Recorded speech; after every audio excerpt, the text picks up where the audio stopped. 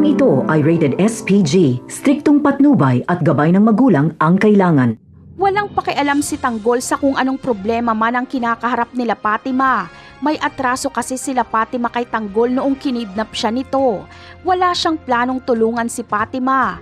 Pero sasabihin ni Fatima na alam niya kung sino ang pumatay kay David at si Miguelito ito. Kaya dito na magkaka-interes si Tanggol kay Fatima. Sa meeting di abanse nila Tanggol ay pagsasalitain ni Tanggol si Fatima sa stage para ibunyag nito ang lahat ng nalaman niya sa mga gerero. Kaya malalaman ng mga tao ang kasamaan ng mga gerero. Pero hindi pa man matatapos ang pagsasalita ni Fatima sa stage ay tatakbo siya paalis.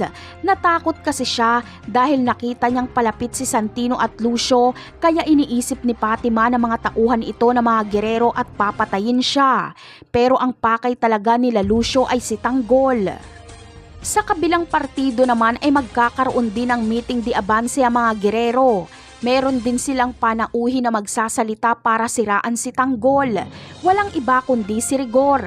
Sa galit ni Rigor sa pagkuha ni Tanggol sa bangkay ni David ay magsasalita siya sa stage. Dito ay sasabihin niya ang lahat ng atraso sa kanya ni Ramon at kung gaano kademonyo si Tanggol. Iiyak pa si Rigor sa stage para makuha niya ang simpatsya ng tao. Napakarami pa nating dapat abangan sa mga susunod na episode. Paalam!